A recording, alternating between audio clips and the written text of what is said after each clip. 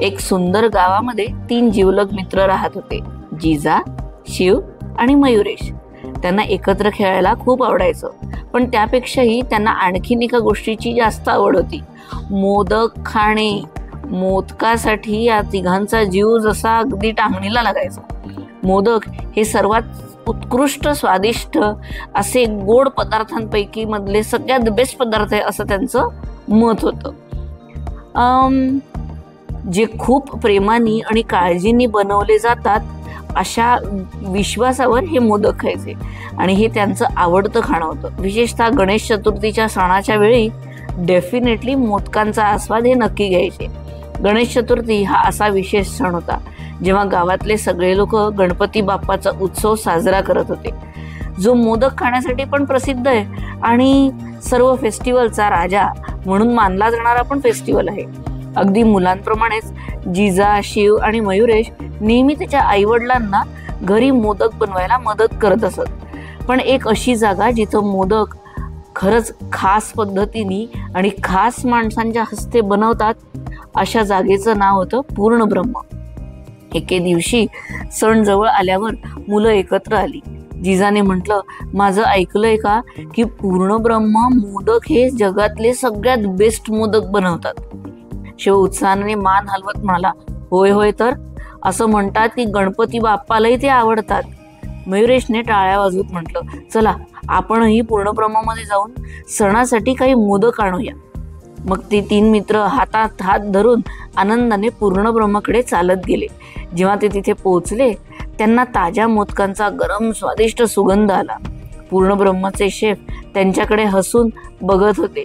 स्वागत आहे छोट्या दोस्तांनो, तुम्हाला आमचे खास मोदक खायला आवडतील का, असा प्रश्न तिथल्या एका ओल्ड लेडी शेफनी केला.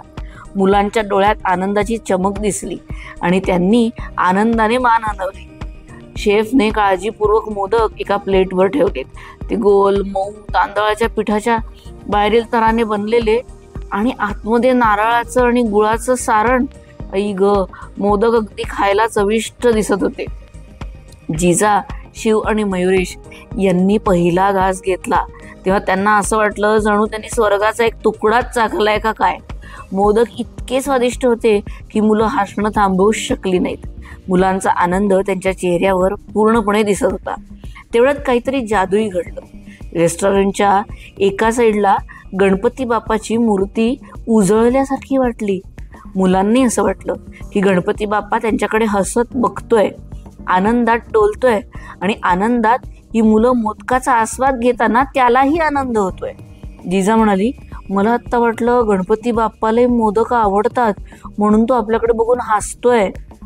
शिवने हात जोडून सांगितलं, हे प्रेमाने बनवलेले मोदक आहेत ना, अगदी आपल्या आई वडील जसे बनवतात तसे, म्हणूनही आपल्याला असं वाटत असेल.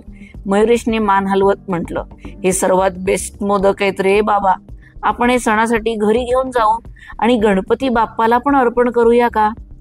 पूर्णब्रह्मच्या शेफनी हे ऐकून त्यांना म्हटलं, अगदी घेऊन जा, तुम्ही काही मोदक घरी पण घेऊन जा आणि गणपती बाप्पा तुम्हाला सर्वांना आनंद आणि आरोग्य देव, असाच आशीर्वाद तुम्हाला मिळो हीच इच्छा.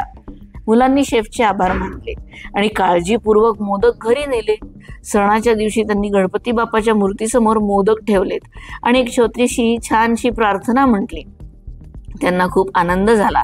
त्यांनी गणपती बाप्पाला सर्वांचे चांगलेच हो अशी आशीर्वादाची हाक पण घातली.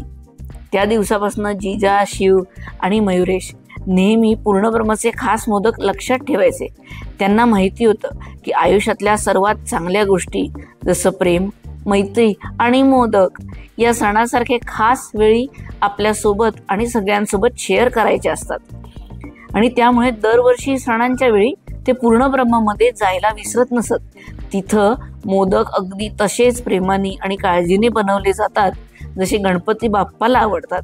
जय गणपती बाप्पा, गणपती बाप्पा मोरया.